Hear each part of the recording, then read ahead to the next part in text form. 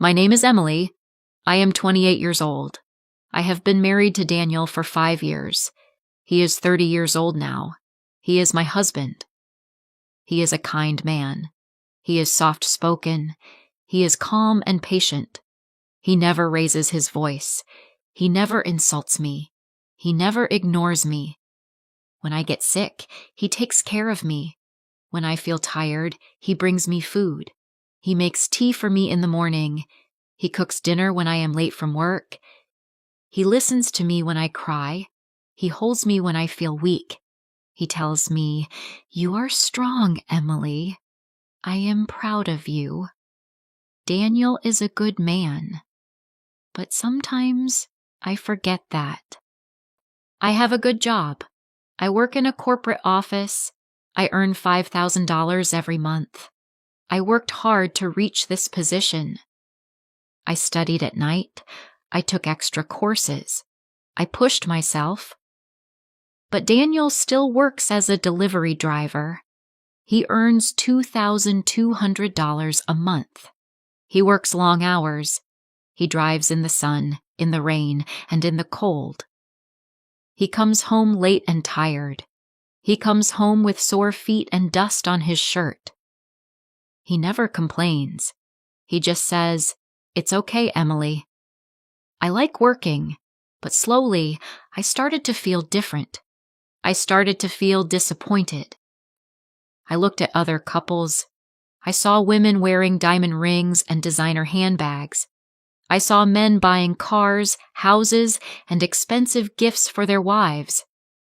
I looked at Daniel. He was wearing the same shoes for 2 years.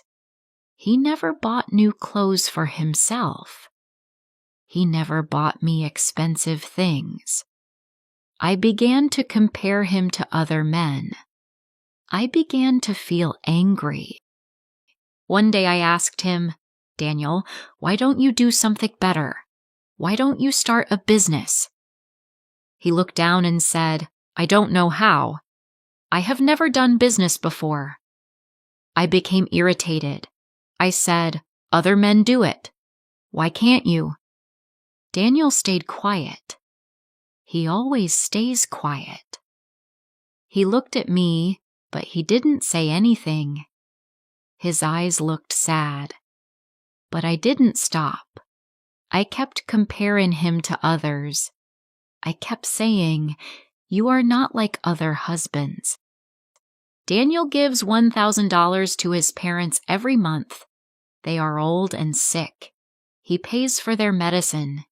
He sends money to them before he spends anything on himself. He gives me the rest of his salary, $1,200. But I always said, "It's not enough."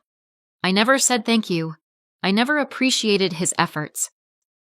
One evening, he came home very late. I asked him, "Where were you?"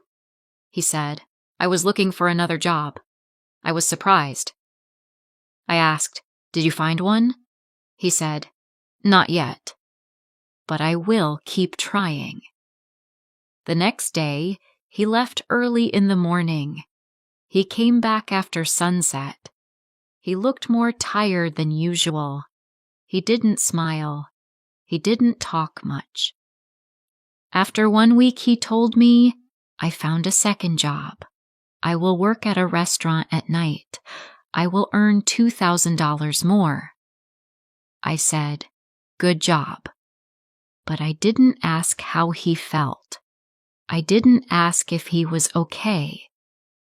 Daniel started working both jobs. He woke up before sunrise. He worked all day. He worked all night. He came home when I was already asleep. He had no time to talk, no time to laugh, no time to rest. One night, he came home and went straight to the bathroom. I heard something fall. I ran inside. He was sitting on the floor. His face was pale. His hands were shaking. I screamed, "Daniel, what happened?" He looked at me and said, "I am just tired. I feel dizzy." I called a cab and took him to the hospital. The doctor said Daniel was exhausted. He said, "His body cannot take this much work. He needs rest. He needs sleep." I sat beside his hospital bed. I looked at his face. His eyes were closed. He looked peaceful, but I felt broken. I held his hand. I started crying. I said, "I am sorry, Daniel. I didn't see how hard you were trying. I didn't understand." Daniel opened his eyes slowly. He smiled. He said, "Don't cry, Emily. I just wanted to make you proud." His words broke my heart. That night, I realized something important. I realized Daniel does not need to be rich. He does not need to wear suits. He does not need to drive a big car. He does not need to buy me diamonds. He already gives me something more valuable. He gives me love. He gives me peace.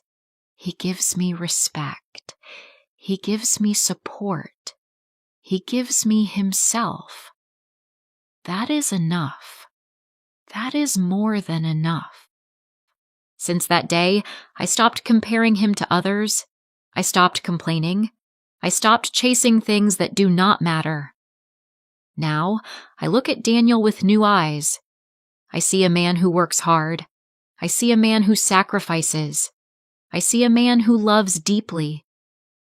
Daniel is not just my husband. He is my quiet storm. He is the calm that keeps me safe. If you felt this story in your heart, please like, share, and subscribe.